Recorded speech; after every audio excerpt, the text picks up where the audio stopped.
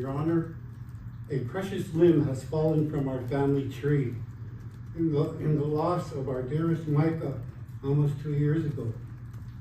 It can never be put back to grow with us, and we will not be able to witness what was to be of the potential had she lived.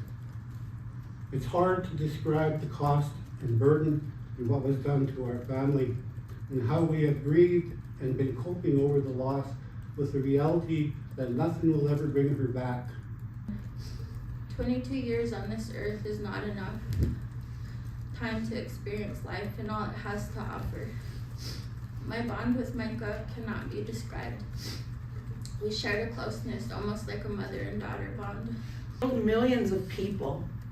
Do you think yourself superior? Supremacist? Supreme. Do you think Creator thinks of you that way? Mika matters. Mika was devoted to family. Are you? Traveling with your children high on meth and fentanyl. That's not valuing your children.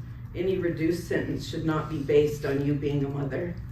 Whether or not you believe in God, you chose to take a life, and I pray He forgives you for being a coward. I pray your children live their lives with the courage that you do not possess. The amount of money you wasted to evade eviction, along with how you've played the system, is truly disgusting. I flash back to when a close friend of mine accidentally killed a woman and her child in a drunk driving accident and was sentenced to the maximum prison sentence under Montana state laws.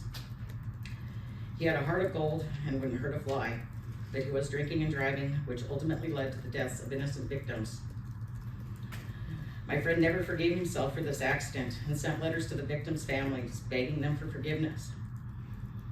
When he got out of prison, he never touched alcohol again, but he spent the rest of his life suffering from guilt. It left me wondering if the person that hit Mika was feeling the same remorse and guilt my dear friend had.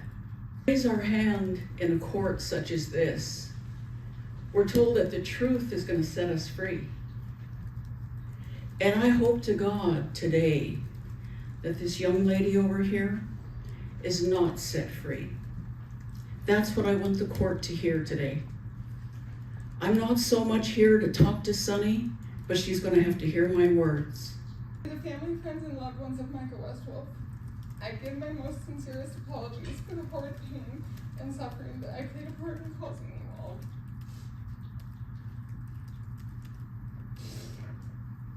I know that there are no words that I can speak to ease that pain, and I wish there were. I will be living with the guilt for my actions in this terrible accident that took her life, and I pray that someday you can find the forgiveness for me. Even though I commend you for pleading guilty, I do not find your version of the events credible.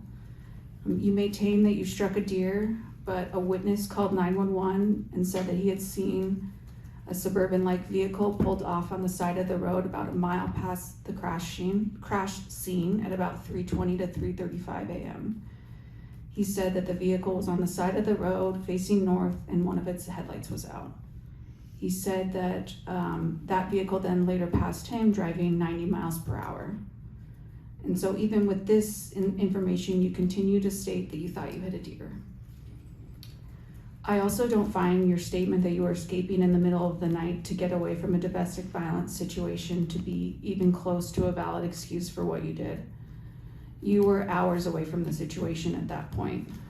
This is simply you continuing to mitigate your responsibility and blaming others for what you did. The basic facts are that you killed someone while under the influence, and you continue to deny your responsibility for that. The defendant shall be committed to the Montana State Prison for 25 years, with 15 of those years suspended, on the following conditions. The defendant shall be ineligible for parole for a period of 10 years.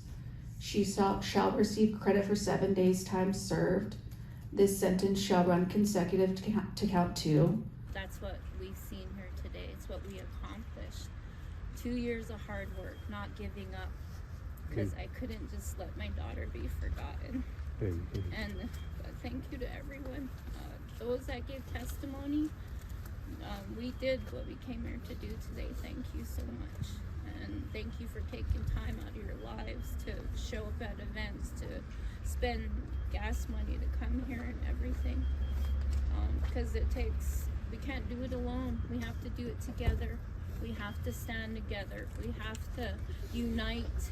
We have to, even though it's hard, to try and not be, be angry in a certain way, a strategic way. And I feel that's what made us successful here.